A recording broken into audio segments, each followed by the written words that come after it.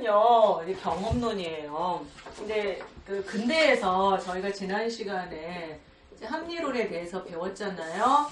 자, 근대는 기본적으로 인간 중심이고요. 인간 중심인데 그 중에서도 이성 중심입니다. 근데 이제 합리론과 경험론의 가장 큰 차이는 둘 다 이성이 있다는 거는 인간이 이성이 있다. 그걸 인정을 해요. 그런데 합리론은 이성 안에 이성이 비어있는 게 아니에요.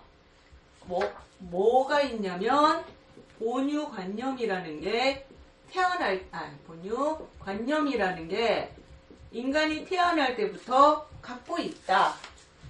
그 다음에 경험론은 이 본유관념이 있다 없다? 없다. 그래서 이제 나중에 로크가 한 말인데 인간은 뭐와 같냐면 인간의 이성 안에는 이성은 백지와 같다. 이렇게 얘기를 합니다. 그래서 이제 경험을 통해서 생긴다는 거죠.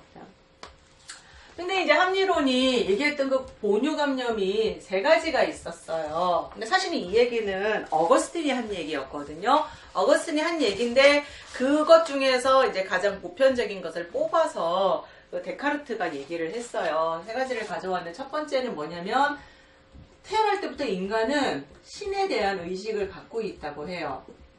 그래서 뭐지만 절대자에 대한 어떤 이제 관념들이 이미 갖고 있는 거예요. 두 번째는 수학 법칙 또는 수학 공리 또는 이제 자연 법칙 이거를 이제 갖고 있다. 그 다음에 세 번째 도덕률 도덕에 대한 관념 또는 의식 도덕에 대한 그러니까 뭔가 어떤 사람이 잘못을 하면 잘했다고 하는 사람이 없다는 거죠. 예를 들어서 사람을 죽였다 그랬을 때 그 사람을 잘했다고 하는 사람은 없죠. 그런 이 세 가지가 타고나게 이미 갖고 있다. 이게 이제 기본적으로 데카르트와 스피노자와 라이프니츠가 갖고 있는 기본 입장입니다. 그런데 이제 베이컨이 사실은 이거는 없다. 이걸 얘기를 하고 싶었어요. 사실 이게 우상이다. 이거를 있다고 하는 것 자체가 우상이다라고 얘기를 하고 싶은데 워낙 어거스틴은 사람이 대단한 사람이잖아요.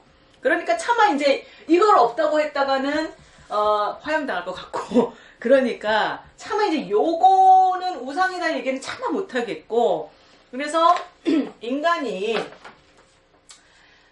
마치 원래는 없었는데 있었던 것처럼 하는 게 있다. 그게 뭐냐면 우상이다.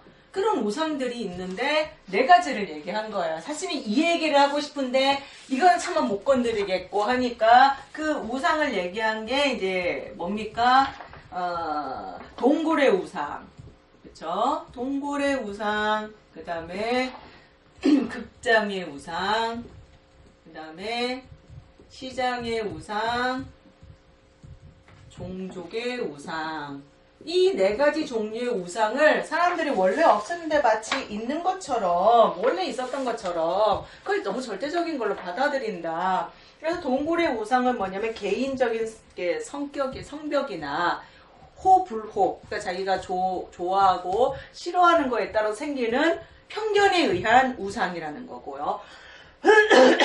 극장은 이제 전통이나 그 다음에 관습, 역사, 교권으로 인해서 생기는 우상. 그 다음에 시장의 우상은 그 언어를 잘못 사용함으로써 생기는 편견. 그 다음에 종족의 우상은 그 인류의 일반적인 본성에 관한 그러니까 잘못된 편견들이 마치 절대적인 것처럼 우상이 됐다는 거죠. 종족의 우상이 예를 들면 이런 거예요. 그 가난한 나라들, 특히 더운 지방의 나라들이 가난한 나라들이 많잖아요. 이 가난한 나라 사람들은 우리가 이런 얘기 하죠. 얘들 게을러서 저렇게 가난한 거야. 근데 막상 가보면 그 사람들 굉장히 부지런합니다. 굉장히 부지런하고 그리고 굉장히 성실해요. 근데 왜 가난하게 사느냐? 그 나라 민족들이 가난해서 본성이 게을러서가 아니라 그게 이제 구조적인 문제가 있는 거죠. 왜 세상의 절반은 굶주리는가라는 책 같은데 보면 가난한 나라는 가난해질 수밖에 없는 세계적인 구조가 있어요. 근데 그런 사회 악과 구조 때문에 가난한 거지. 민족적 성향 때문에 그렇게 된 건 아니라는 거죠. 근데 그 편견인 거죠. 그리고 뭐 백인은 우월하고 흑인은 열등하고 이런 것도 다 종족의 우상에 해당되는 거겠죠. 자, 이런 우상들 때문에 인간이 이 우상에 매여서 제대로 된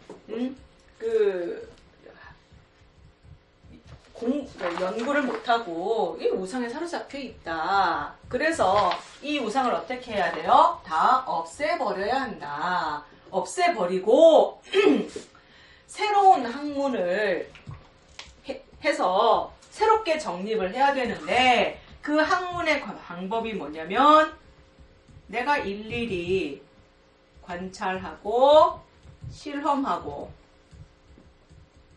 경험함으로써 이게 진리다. 이걸 찾아 나가자는 거죠. 그리고 학문도 이런 식으로 하자. 그래서 밑에서부터 일일이 다 경험하고 관찰을 하자. 이 방법이 무슨 방법입니까? 귀납적인 방법이죠. 그러니까 프랜시스 베이컨이라는 사람이 귀납적인 연구 방법을 처음 제시를 한 사람입니다. 그리고 프랜시스 베이컨이 했던 아주 유명한 말이 있습니다. 아는 것이 힘이다. 그 말을 이 프랜시스 베이컨이 했습니다. 그래서 귀납적인 관찰과 실험을 통한 귀납적인 연구 방법을 통해서 이런 우상들을 제거하고 우리가 하나하나 만들어 가자. 우리의 이성 안에. 왜냐면 인간의 이성은 이런 것들이 없기 때문에. 그런데 문제가 이제 생겼어요.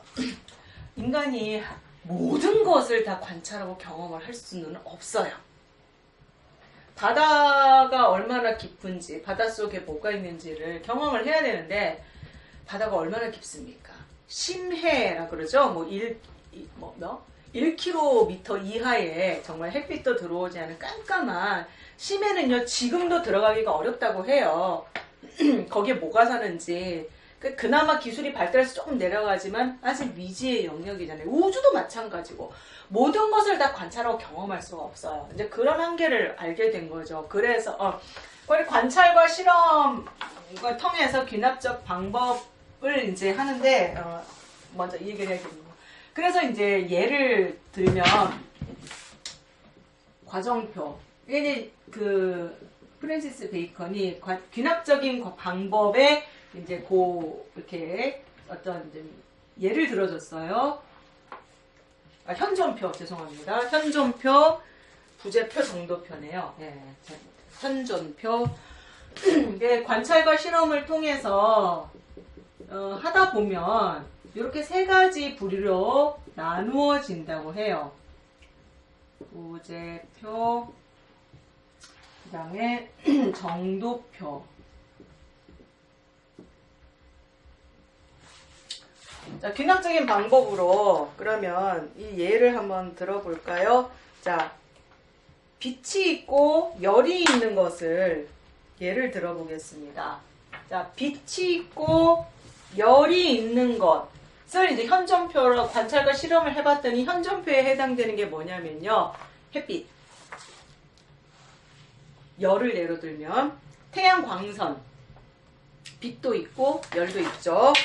그 다음에 불꽃, 빛도 있고 열이 있습니다. 그 다음에 번개, 빛도 있고 열도 있어요. 자, 그런 게 이제 현존표에 해당이 돼요. 자, 부재표는 현존표의 반대라기보다는 현존표의 요구를 충족하지 못하는 게 해당되는데요. 빛은 있는데 열이 없는 경우 뭐가 있을까요? 빛은 있는데 열이 없는 경우 밤에 뜨는 달. 열이 없습니다. 그 다음에 반딧불이 같은 경우도 빛은 있는데 열이 없습니다. 그 다음에 야광석이라는 거 있죠. 예, 스스로 빛나는 거. 근데 그것도 빛은 있어요. 근데 열이 없습니다. 그 다음에 정도표는 이 두 가지에 해당이 안 되는 예외적인 케이스에 해당되는 경우. 그러니까 빛은 아니고 빛은 없고 열은 있는데 그 열이 이 태양 같은 경우는 항상 그 열이 일정하게 유지가 돼요. 여기도 그 열은 없지만 그 빛이 일정하게 유지가 돼요. 근데 이 세 번째 정도표에 해당되는 열은 상황에 따라서 바뀌는 거. 열이 올라가기도 하고 내려가기도 하고 열의 기온이 뭐가 있을까요? 자, 말씀해 주세요. 그렇죠. 사람의 체온. 체온이 겨울에는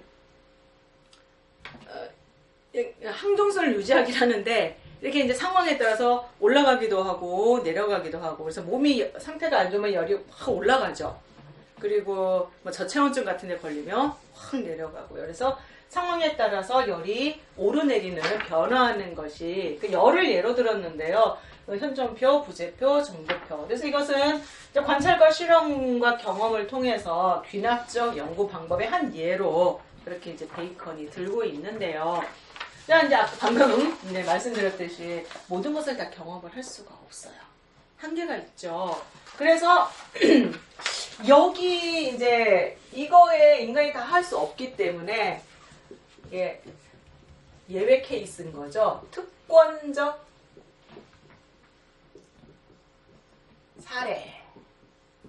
사례라고 하나 이제 제시를 했습니다. 이거는 뭐냐면 굳이 경험하지 않아도 다 알 수 있는 거, 이게 진리라고 인정할 수 있는 거, 그게 대표적인 게 뭐냐면은 수학 법칙입니다. 그래서 100번의 경험을 하는 것보다 수학 계산이 더 진리다 이렇게 얘기를 한 거예요. 이게 대표적인 게 이제 수학이죠. 수학 법칙을 이제 수학 계산, 수학을 얘기를 했어요. 그러니까 100번 경험하는 것보다 그냥 수학 계산 한 번 하면 이게 더 확실한 거야 라고 얘기를 했는데 근데 선생님 네. 이 수학 계산이라는 거? 공식? 공리라는 수학 게 법칙 그런 거지. 그게 네. 태어나면서 팡 하고 나온 게 아니잖아요. 그렇죠. 이게 이제 한계인 거예요. 사실은 이거 없다. 이거 우상이다. 이런 건 처음부터 없다라고 얘기를 시작했는데 결국은 뭐 했습니까? 인정을 할 수밖에 없는 거죠. 그래서 사실은 경험론이 가지고 있는 스스로의 한계를 드러낼 수밖에 없다는 겁니다. 없습니다.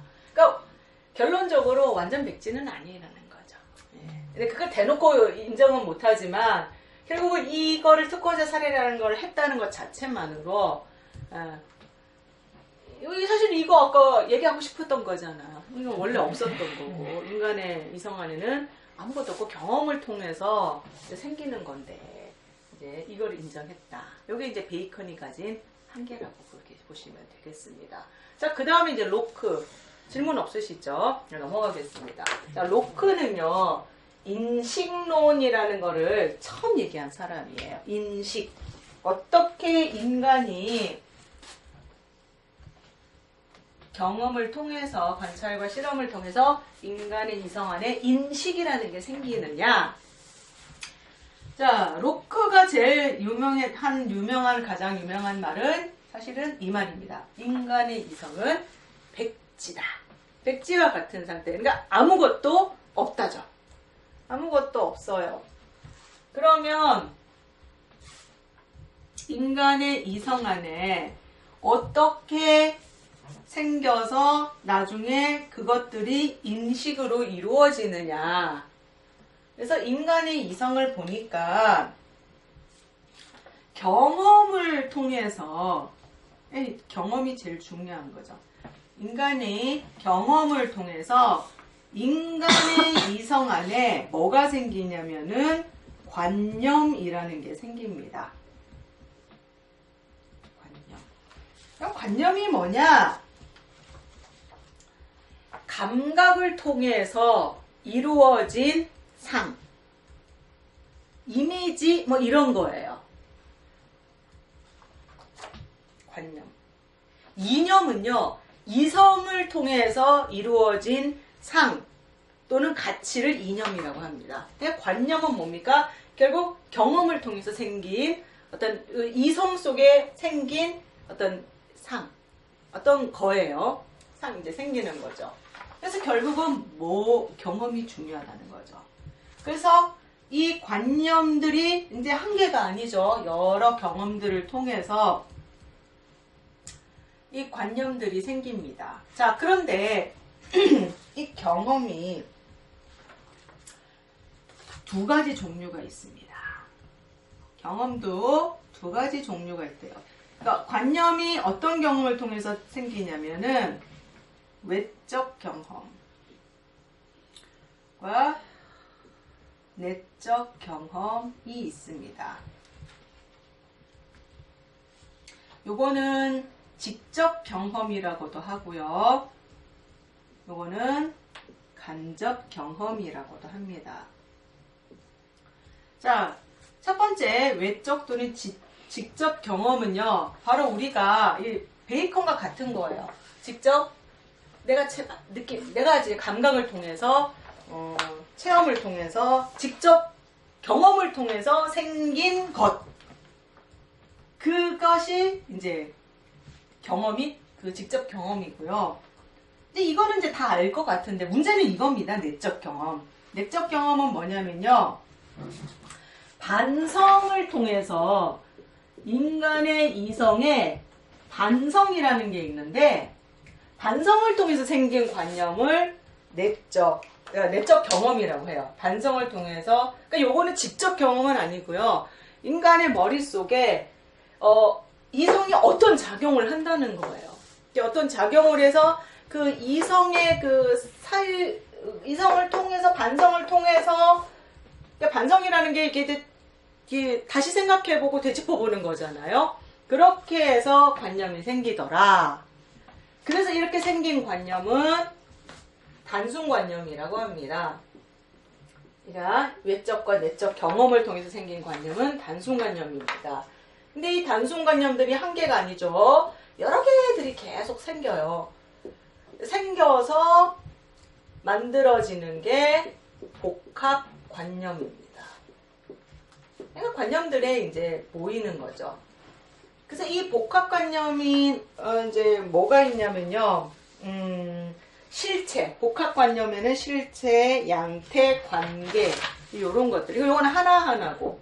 그래서 예를 들어 볼까요? 단순관념에 약간 이런 모양으로 되어 있고, 이제 타원형 또는 원의 모양을 되어 있고, 약간 주황색, 색깔은 주황색을 띠고 있으며, 그 다음에 이 주황색 표면에는 이렇게 점 같은 작은 이렇게 그 모양들이 있고, 맛은 달고 새콤하고, 그리고 겨울에만 먹을 수 있는 과일. 이 단순관념들이 모였어요. 복합관념, 이게 뭘까요? 이 과일은? 귤. 그렇죠. 귤인 거죠. 그렇게 해서 귤이 나오는 거예요. 단순관념들을 복합관념이 이제 이렇게 추론을 해내는 거죠. 그래서 이렇게 해서 생긴 게 인식이라는 겁니다. 인간의 인식은 이런 식으로 이루어진다. 그 다음에 이 단순관념, 이제 직접 경험, 그 다음에 간접 경험을 통해서 단순 경험이 생겼잖아요. 근데 이 단순 경험도 성질이 두 가지 성질이 있대요. 1차 성질이 있고요. 2차 성질이 있습니다. 자, 1차 성질은요, 직접, 이거랑 같은 거예요. 직접 경험하지 않고 알 수 있는 특징, 성질. 2차 성질은 외적 경험과 같은 거예요. 그래서 직접 경험에서 생긴 성질. 그래서 1차 성질에 해당되는 게 뭐가 있냐면요, 형태, 안 나오네. 형태, 그 다음에 점, 동, 그 움직임이겠죠? 수, 이런 거는 직접 경험하지 않아도 이미 알고 있대요. 알 수 있대요. 그 다음에 이제 2차 성질은 경험에서 아는 것들이니까 이거는 뭐 굳이 적지 않아도 여러분들 알 수 있을 것 같습니다. 경험을 통해서 생긴 것. 자, 여기까지가 로크가 했던 이야기인데요. 자, 이 로크를 비판을 한다고 하면 뭐라고 비판할 수 있을까요? 이 경험에 아지 않은 부분이 나오잖아요. 그건 벌써 그렇죠. 네, 맞아요. 잘 말씀하셨어요. 베이컨과 같은 경우죠. 인간의 이성은 백지라고 했는데 결론은 뭡니까? 완전 백지가 아니다. 그래서 그럼 왜 아니냐면 이미 경험에서부터 반성이라는 걸 얘기를 했어요. 백지라는 얘기는 인간의 이성 안에 아무것도 없어야 된다는 얘기거든요. 경험으로만 채워져야 되는데 반성이라는 것은 사실은 뭐가 들어왔을 때 그것을 이성의 사유의 작용을 통해서 알게 되는 거, 생기는 거잖아요. 그 얘기는 인간의 이성이 비어있지 않다는 거죠. 들어있다는 거죠. 무언가가 들어있다는 거고, 그리고 결국 1차 성질도 같은 말이죠. 경험을 하지 않고 이미 갖고 있는 관념. 그러니까 이것 자체가, 그러니까 사실은 경험론이 완전히 100% 경험으로 갈 수가 없다는 거죠. 그러니까 스스로 한계가 있음을 인정할 수밖에 없어요. 베이컨이나 로크나 마찬가지입니다. 그래서 경험론, 그러니까 인간의 이성 안에는 아무것도 없고 100% 경험을 통해서 이루어진다? 어렵다는 거죠. 사실 그런 거는 자체 안에 이미 모순이 들어있어요. 자,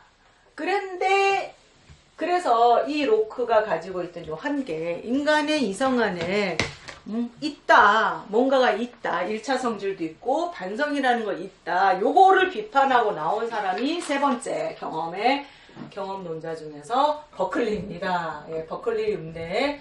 이 사람이 이름을 땄는지 어쩌는지는 모르겠지만, 자, 이 버클리입니다. 신부였대요, 이 버클리가. 그러면서 버클리가 뭔 얘기를 했냐면, 로크가 약간 단순관념이 1차 성질, 2차 성질이 있다고 했는데, 1차 성질은 그런 건 없다는 거예요. 그럼 뭐만 있느냐? 2차 성질만 있는 거예요. 2차 성질. 2차 성질은 경험을 통해서 얻을 수 있는 거잖아요.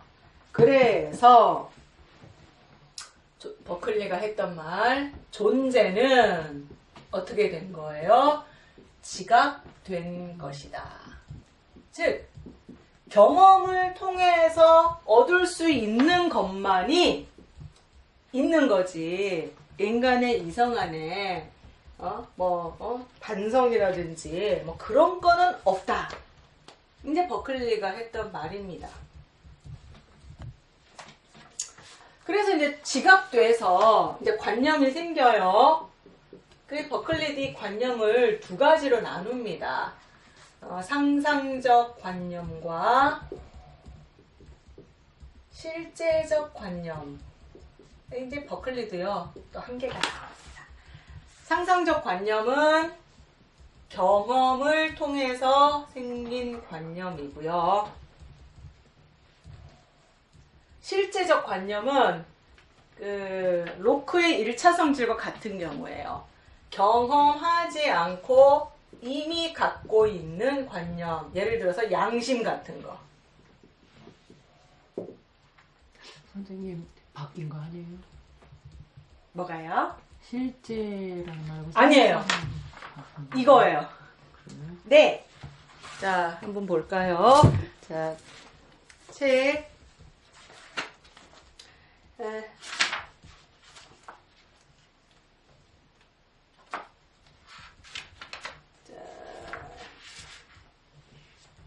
자, 115쪽이에요. 맨 밑에 문단. 자, 철학 교재 115쪽. 맨 아랫 문단. 그렇다고 찾으셨나요? 네. 네. 그 위에 두 번째 문단. 이와 같이 버클리는 물체라고 하는 실체의 존재를 부정하였다. 지각하는 정신의 존재는 조금도 그러나, 이제, 이성 자체는 있는 거예요. 근데 이성 안에 아무것도 없다는 거잖아요. 그래서 그에 의하면 존재하는 것은 오직 관념과 지각하는 정신, 이성뿐이다. 그래서 관념은 지각되어진 것이고 정신은 지각하는 것이다 라고 했습니다. 자, 그 다음 문단 내려가서 그렇다고 나의 정신과 나의 주관적인 관념만이 실제한다는 유아론을 주장하는 것은 아니다. 버클리에 의하면 상상적 관념과 실제적인 관념은 명백히 구별된다.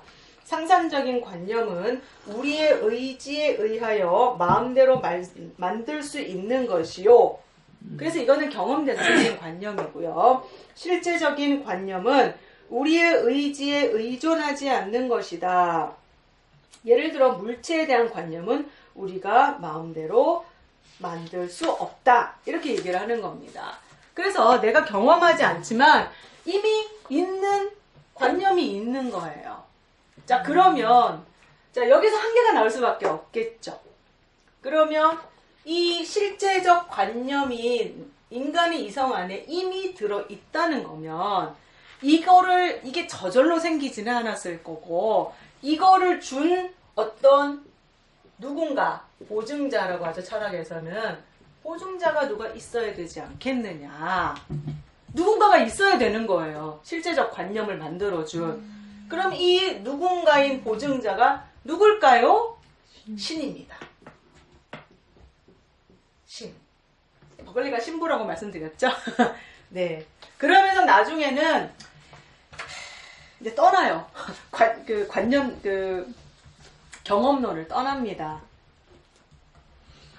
그래서 나중에는 알 수 없다. 알 수 없다 그러면서 그냥 이제 경험론을 떠나버리게 돼요. 그러니까 버클리까지도 보면 결국은 경험이 중요하다는 거를 얘기를 했지만 인간의 이성 안에 완전히 백지만 있는 건 아니고 아무것도 없는 건 아니고 인간의 이성 속에 무언가 관념이 있든지 그 경험된 것들을 받아들여서 그거를 이거다라고 할 수 있는 뭔가 반성이라는 게 있든지 뭔가가 있다는 거예요. 그걸 인정할 수밖에 없어요. 100% 완전한 백지는 아니다. 이 버클리까지는 스스로 그런 한계를 경험론이 가지고 있을 수밖에 없습니다. 자, 그러면 이제 흉. 질문 없으시면 자, 흉으로 넘어갈게요. 자, 흉은 이제 경험론의 마지막인데요. 이분이야말로 진짜 철저하게 경험론의 입장에서 선 사람이에요. 이분만이 진짜 제대로 된 경험론이. 근데 이제 끝까지 가면 어떻게 되는지 한번 봅시다. 자, 흉은 베이컨이나 로크나 버클리가 인간의 이성인 아무것도 없고 백지와 같고 경험을 통해서 관념이 생기고 그로 인해 인식이 생긴다. 그러니까 이성은 있지만 이성 자체가 어떤 작용을 하는 건 아니다. 라고 얘기는 했지만 사실은 이제 스스로 이성이 작용을 한다라고 인정할 수밖에 없었어요. 근데 흉은 그걸 비판을 했어요. 철저하게 경험론으로 가지 못했다. 그러면서 흉이 제일 먼저 비판을 하고 나간 거는 뭐냐면요. 인과론이에요. 인과론이라고 하면 원인이 있고 반드시 그에 따르는 결과가 있다라는 거죠. 그래서 A가 있으면 반드시 필연적으로 B로 갈 수밖에 없다. 인과론은 이게 법칙이에요. 인과론의 법칙은. 그래서 요거는 필연이다. 예를 들면 뭐가 있을까요? 물체는 위에서 떨어뜨리면 땅으로 뚱 하고 떨어진다. 이건 필연이에요. 떨어뜨리지 않으면 안 떨어지지만 떨어뜨리는 모든 물체는 땅으로 떨어질 수밖에 없다. 이것도 이제 과학적인 인과론인 거죠. 근데 조건이 필요하잖아요. 어떤 조건? 중력이라는 게 있어야지 그렇지. 아니, 그건 나중 일이고 어쨌거나. 그 다음에 또 착하게 살면 복 받는다. 뭐 이제 도덕적으로. 그러니까 이제 그게 학문뿐 아니라 여러 면에서 착하게 살면 복 받는다. 되게 이제 그래서 권선징악이 나오는 거고, 권선징악이 바로 어떻게 보면 인과론이죠. 선은 악은 선은 권하고 악은 징벌한다는데 반드시 모든 그 결과 그 성경식으로 얘기하면 모든 것은 그 열매를 보면 알 수 있다. 먼저 그런 식으로 굳이 표현하자는 거거든요. A에서 반드시 B로 가는 거는 필연이다. 요거는 어떻게 바꿀 수가 없다. 요게 이제 인과론인데 휴은 요거를 의심한 거예요. 이게 진짜 필연이냐? 의심을 하기 시작한 거예요. 데카르트는 의심을 한 거죠. 처음에 A에서 B로 가는 거를 의심을 했는데 이게 필연이 아니라는 거를 얘기를 합니다. 필연이 아니야. 휴미 A에서 B로 가는 거는 오랜 시간 같은 경험을 하다 보니까 A에서 B로 가는 것처럼 이렇게 탁 각인이 된 거지. 강하게 인상이 남은 거지. 그렇다고 모든 A가 다 B로 가는 것은 아니야. 그래서 필연이 아니라 우연이고 그럴 수도 있고 아닐 수도 있는데 이렇게 많이 간 거지. 개연이라는 겁니다. 개연이에요.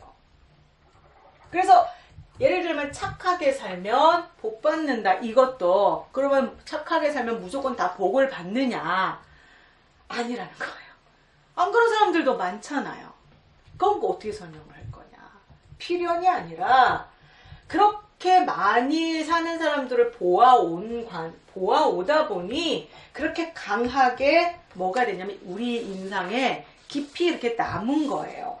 그것을 뭐라고, 그러니까 이렇게 A에서 B로 간다고 필연이라고 한 게 아니라 그렇게 간 것처럼 우리의 머릿속이 강하게 팍 박혔다는 거죠. 그것을 뭐라고 표현을 했냐면 인과관계의 대응인상.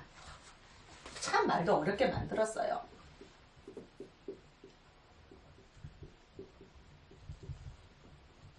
대응인상.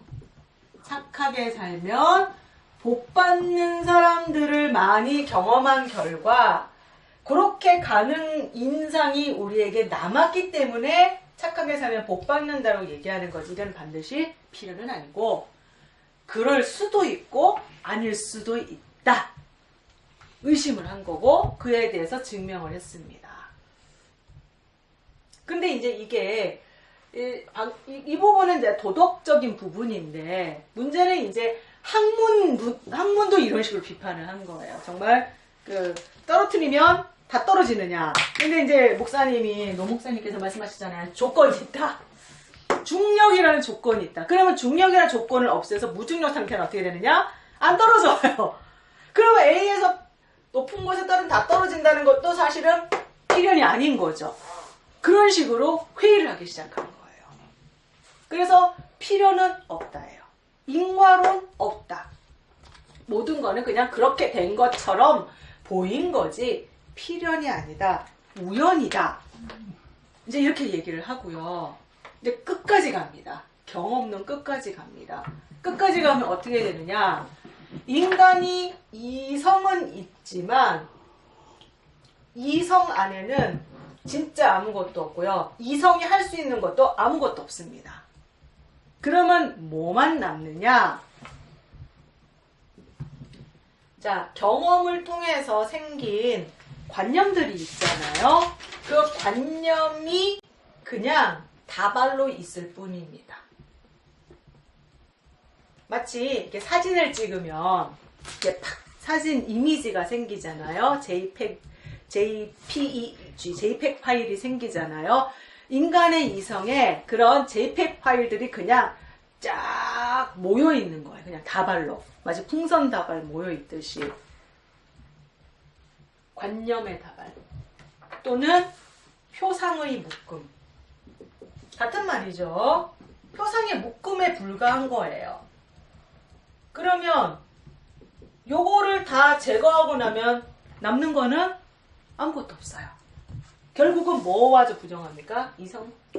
이런 것도 없어. 그냥 우리 머릿속에는 관념의 다발만 있을 뿐이야. 그거 제거하고 나면 인간이 할 수 있는 거는 아무것도 없는 거예요. 인간이 이성으로 할 수 있는 거는 아무것도 없는 거예요. 철저하게 갔죠? 경험론 끝까지 간 겁니다.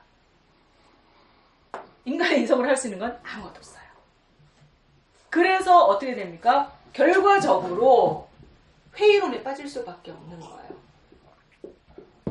그럼 인간이 생각할 수 있는 것도 없네? 아무것도 없어요. 경험을 통해서 생긴 관념들이 다발일 뿐이니까. 근데 본인이 그렇게 아무것도 없다라는 둥, 뭐 관념의 표상, 뭐 다발이라든 네. 표상의 꿈이라는 둥 그런 거 생각했긴 했잖아요. 그렇죠. 그렇긴 한데 결국은 회의론으로 갈 수밖에 없죠. 인간은 아무것도 없다. 이성 안에는 아무것도 없고 이성 자체도 사실 부인한 거나 다름이 없죠. 그래서 회의론으로 빠지고 뭐가 문제가 생겼냐면 사실은 이 자연 법칙은요. 특히 물리학, 저 물리학을 잘 못했습니다만 이 물리학은 인과론이 필수거든요. 자연 법칙에 있어서는 1 더하기 1은 2다. 수학 법칙도 마찬가지잖아. 1 더하기 1은 2다. 이건 필연이죠. 근데 이게 2다 아니다 이러기 시작하면 이제 학문이 안 되는 거예요. 그래서 휴움 때문에 학문이 무너져 버렸어요. 인과론을 부인하는 관계로 뭐 도덕은 그렇다고 쳐요. 착한 사람이 다 복 받는 거 그냥 이럴 수 있다 쳐도 이게 수학이나 도덕 아니 수학이나 자연 법칙에서는 인과론이 필수거든요. 학문에 있어서는. 근데 그거를 부인해버리고 우연이다 개연이다 이러면 학문을 할 수가 없는 거죠. 그래서 학문이 다 무너져 버리고요. 혼란의 상황이 왔습니다. 마치 소피스트 시대처럼. 이 사람은 정직하게 경험론 끝까지 간 거예요. 근데 간 결과는 어떻게 됐느냐? 모든 걸 다 회의하는 바람에 확실한 게 아무것도 없어. 혼란이 오죠. 그래서 회의론으로 빠질 수밖에 없고 학문도 다 없어져 버리고 인간의 이성은 아무것도 없고 이성이 할 수 있는 것도 아무것도 없고 이성 자체, 정신 자체를 다 부인하는 결과가 되었습니다. 그래서 여기까지가 경험론입니다. 네, 질문 없으십니까? 다 우연이래요. 그러면 진짜 너무 슬플 것 같아요. 그러면 우리가 목회자로서 설교를 하는데 예수님을 믿으면 여러분이 그런 거죠. 예수님을 믿으면 구원받는다. 유일한 길이다. 진짜? 그런 게 어딨어? 아닐 수도 있다. 이렇게 나가면은 이게 끝나는 거예요. 지금 이제 세상이 그런 세상이 된 거잖아요. 확실히 이 회의론하고 네. 재수 있다, 재수 없다고 그거 있잖아요. 재수 그것도 다 우연이잖아요. 재수 있으면 잘 되는 거고 재수 없으면 그렇죠, 그렇죠. 이제 여기 입장인 거죠. 근데 네. 그게 어떤 경우에 모든 경우냐? 휴먼 이제 그게 모든 경우라는 거고요. 인간이 살고 있는 뭐 자연 법칙, 도덕 법칙 모든 경우에 다 해당된다는 거고 이제 우리 같은 경우는 절대로 변하지 않는 부분도 있고 또 그렇지 않은 부분도 있다. 두 가지를 다 얘기를 하는 건데 휴먼 그런 게 없다. 모든 게 다 우연이다라고 얘기를 하는 거죠. 그쵸? 근데 주일 예배를 하고 네. 그리고 이제 고모님이 돌아가셨으니까 이제 아버지랑 같이 이제 갔는데 거기에 이제 참 슬픈 일이긴 한데 언니들 전도를 못했어요. 고모도 전도 못하고. 돌아가신 네, 고모님을 고모도 전도 못하고 네네. 그 집은 다 이제 그렇게 하고 아직 얘기도 못 꺼내게 하고 막 그렇게 하거든요. 근데 갔는데 이제 그냥 얘기는 하는 거죠. 일상적인 얘기는. 근데 이제 둘째 언니가 요가를 하다가 운동을 너무 심하시게 하셔가지고 요가 하다가 갈비뼈가 4개가 나갔대요. 어떻게 무슨 요가인지 모르겠는데. 그래가지고 그랬군요. 수술하러 가서 거기 없더라고요. 근데 어쨌든 그러면서 그 이제 첫째 언니가 얘기하는 게 재수 없어서 그렇지 뭐. 건강하려고 그러다가 재수 없어서 요가 하다가 갈비뼈 부러졌어. 뭐 이렇게 하는. 그렇죠. 운이 나쁜 거였죠. 그러니까 그게 말하기가 어려웠더라고요. 그렇죠. 그렇게 얘기하면 말하기가 말할 게 없는 거예요. 네. 예. 그래서 이게 그러니까 필요는 없는 거죠. 네. 네.